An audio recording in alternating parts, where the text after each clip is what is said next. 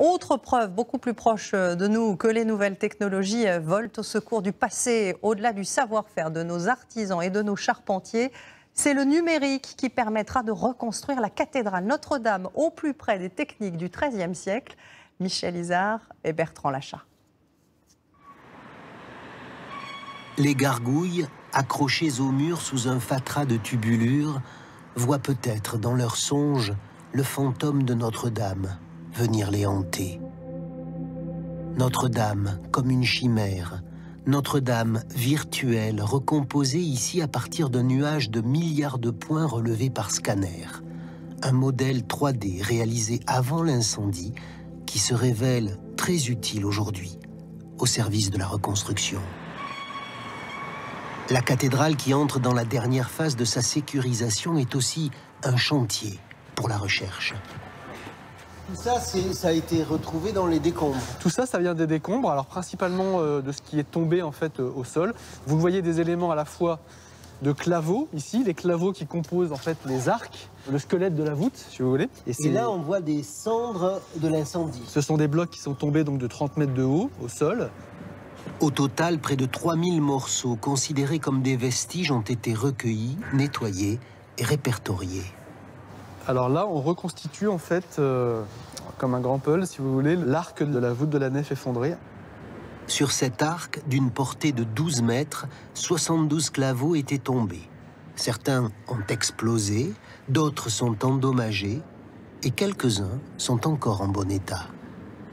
On souhaiterait pouvoir réutiliser le plus de blocs possible, parce que c'est garantir la dimension authentique de la restauration, mais les architectes le feront et prendront cette décision uniquement s'ils sont certains que ça pose aucun risque structurel. Pour aider au diagnostic, tous les claveaux sont numérisés. Il a fallu mettre au point un robot pour les scanner et répondre aux besoins des archéologues, des historiens et des architectes. C'est vraiment une machine qui a été développée pour les claveaux de Notre-Dame, avec le défi de la manipulation des claveaux qui sont quand même assez lourds. Le plus gros fait pas loin de 80 kg. J'ai fourni une première collection d'une quarantaine de modèles 3D et déjà il y a des nouvelles hypothèses quant aux méthodes de taille, quant aux méthodes de maçonnerie qui sortent. Le chantier numérique mobilise une trentaine de chercheurs partout en France. Il se prolonge sous les auspices d'une autre Notre-Dame, la Bonne Mère, à Marseille. Dans un laboratoire du CNRS, on jongle en permanence entre le virtuel et le réel. Une imprimante 3D fabrique, ici en accéléré, des claveaux de voûte en modèle réduit. On y retrouve visibles et palpables tous les détails, comme ces croix laissées par les tailleurs de pierre du Moyen-Âge.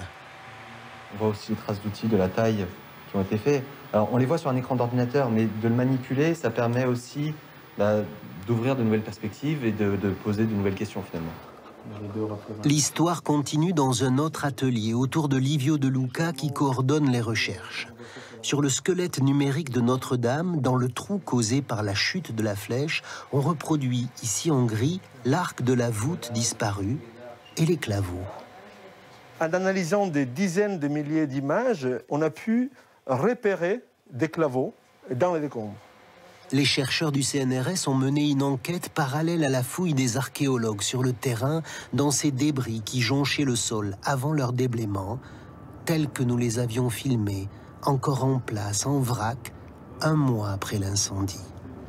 L'idée est d'étudier la trajectoire de la chute des claveaux, comme celui-ci. Savoir l'endroit où chaque claveau est tombé va nous permettre plus facilement de réobtenir la position exacte de chaque claveau sur l'arc. C'est une opportunité sans précédent d'enrichir les connaissances qui sont produites par les scientifiques qui s'intéressent au patrimoine. Donc on est à 15 cm/s. Le chantier est aussi l'occasion de tester de nouvelles techniques. Bricolage de génie pour inventer de nouveaux procédés. Là où il était impossible de travailler avec des drones, alors qu'habituellement nous travaillons avec des drones, et donc on a été obligé de mettre au point un système qui puisse être déployé dans ces conditions extrêmes. À 32 mètres de hauteur, depuis 1 an et demi, des caméras fixées sur un câble enregistrent régulièrement des données et dressent un constat d'état de la voûte. D'abord, ça nous a permis d'accéder là où on ne pouvait pas. Ça nous a servi ensuite pour l'établissement du diagnostic, au sens où voir s'il y avait des déformations ou pas, avant, après et durant cette période. Donc on a vu qu'il n'y avait pas eu de déformation. Donc ça, c'est la bonne nouvelle. Ces données numériques nous sont absolument essentielles. Le domaine dans lequel elles vont jouer un rôle majeur, c'est la charpente. Elle a entièrement disparu dans les flammes.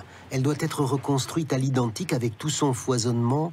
Et pour ce travail colossal, on dispose de plusieurs sources, des dessins, des plans, des photos et du relevé scanner qui, par chance, avait pu être effectué avant la catastrophe.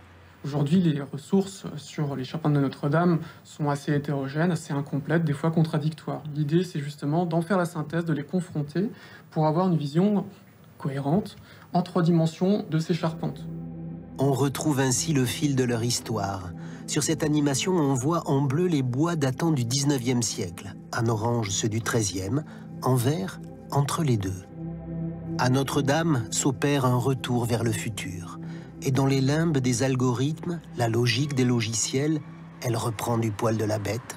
Sa renaissance n'est pas une chimère.